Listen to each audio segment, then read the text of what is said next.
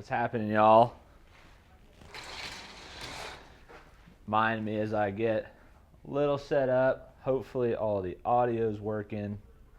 Lord knows I've only had enough issues with that as of late. Today we are talking over the top and wedging, right? So got to ask a question about low spinners. And then I got an over the top question, throw them away. We'll also talk a little bit about balance with the wedge. So for the sake of my back, we're going to start with some wedging stuff. And let me grab my wedge and we'll get to work.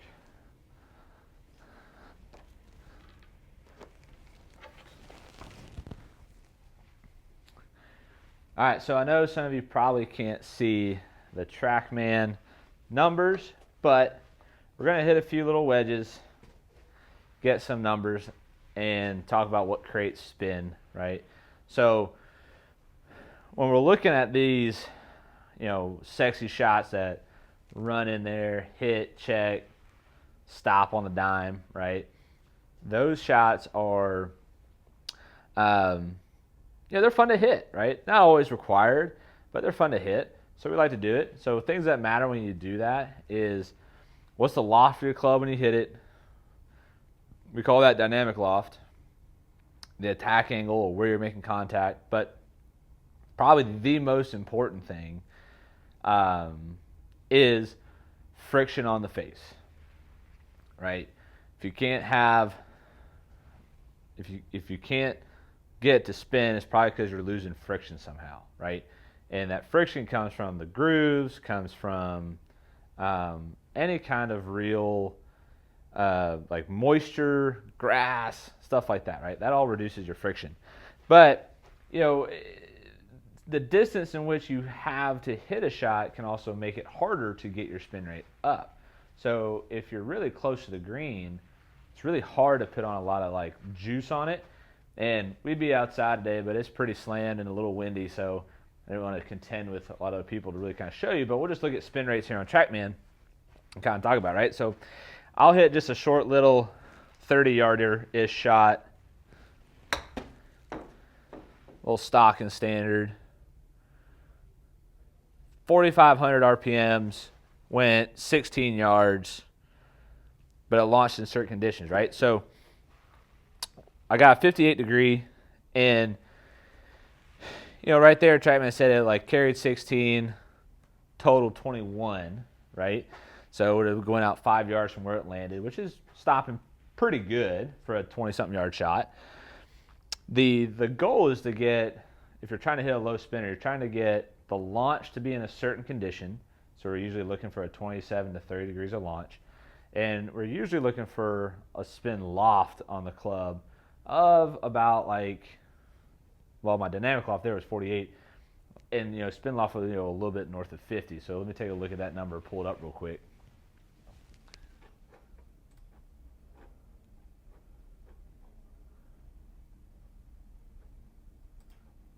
Yeah, so 55 on that spin loft number right there. So, a couple ways to make the ball spin a little more.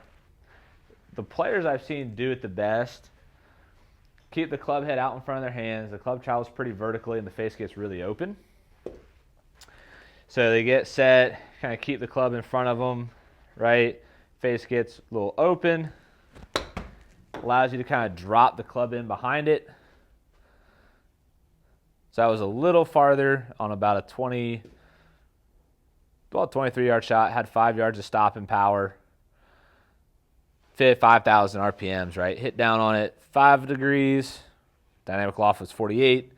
Spin loft was 53. So that usually gets you some good spinach. Now, we'll rev this up to a 50-yarder shot and see what kind of spin rate we can put on it. Usually in this bracket, I'm looking for, at least north of 6,000 RPMs. Closer to 8 is ideal.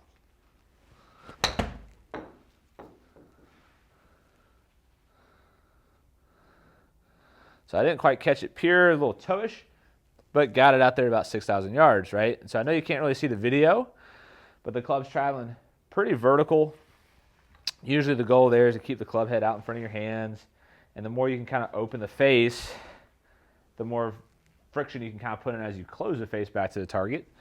So let's give it another run, see if I can get a little more spin on there. That only went 40 yards and had 6,000 RPMs on it, so not really disappointed with that.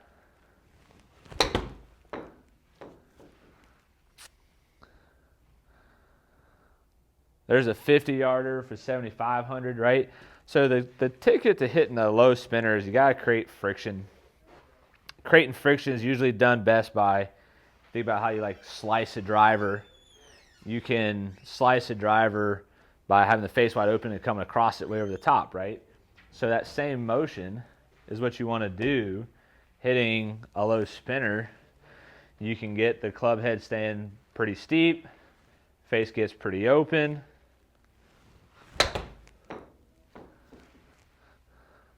That one was a little more right than I wanted, but that was like 7,500 RPMs on a 40-yard shot. I mean, that's got some juice, right? And, you know, we talk a lot about lead wrist conditions when we hit these shots. So you got like extension, right, where the hand's cupped, flexion where the hand's bowed. So, you know, trying to put the club in a little bit more of an extended state while you hit these shots tends to put a little more spin on there.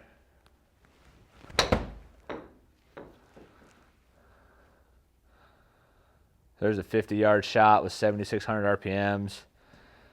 And like I said, it stops within 5 yards. I'm not going to complain about it because it's got to hop forward a little bit when it lands.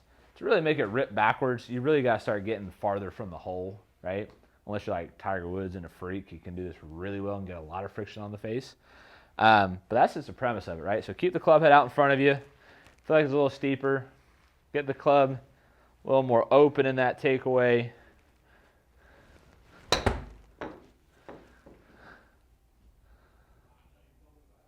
That one I hit the ground just a little early, so the spin rate was down just a touch, about 1,000 RPMs less than I wanted, about just under 6,000.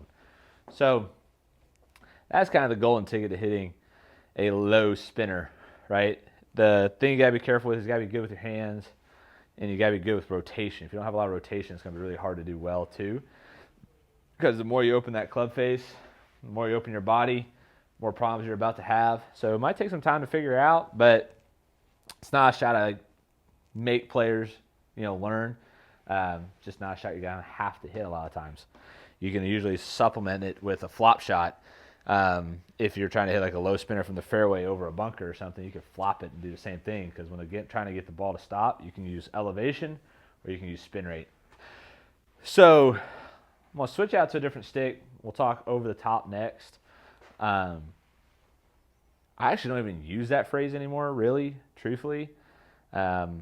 Over the top to me can mean a lot of different things. So like, honestly, I haven't even used that phrase in a while, but we're going to talk about it and what that kind of means.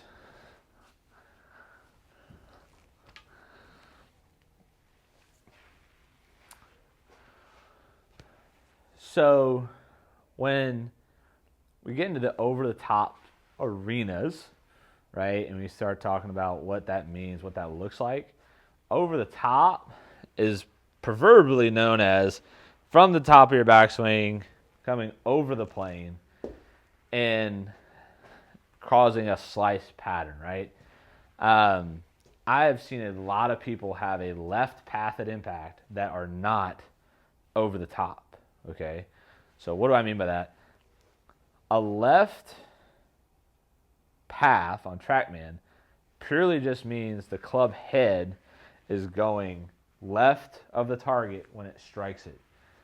How it got to be going left, TrackMan doesn't care. So that's where you have to be careful about over the top and using that phrase, because just because you're slicing it doesn't mean you're necessarily over the top. Like, I could have my club be pretty on plane, flip it with a hand movement like that, and get a pretty wicked slice, right? So if I set up here,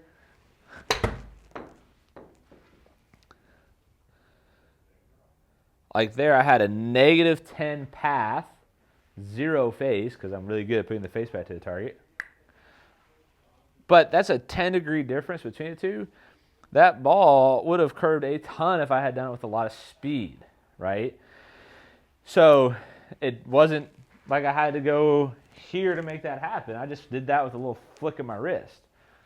So if you're hitting a slice, be careful to just jump right out of the gate and think that the over-the-topness is what is producing your slice, because that may not be the only thing happening, right? But a couple easy ways to fix it, right?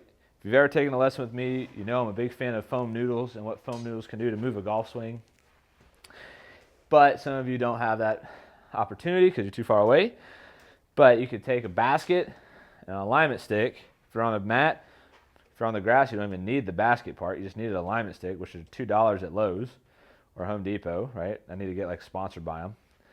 And you can set something up to swing underneath, and that'll kind of help you keep you on plane, except for the guy that comes in and gives it the big old flip at the bottom. This isn't gonna help you. So this is purely helping those that are more shoulder turning over the top. But here's what you have to be careful about, right? I have seen a lot of players have this set up, get to the top, start over, fall back to the right, and then flick it and make it miss, right? And it's this really weird, like early steep, late shallow flick at the ball, and it's pretty ugly. So you got to really identify, is things too steep and too left early, or are they steep and too left late at the ground? And those two different things can really alter the way you see the ball fly, but it's also going to alter what actually works in your fix.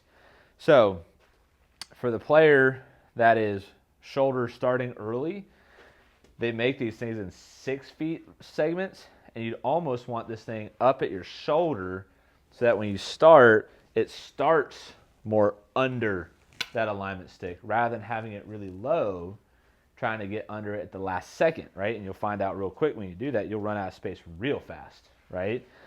Because if you get up here and you start and it goes right to that alignment stick, you're going to find yourself bailing out in a hurry to get underneath it.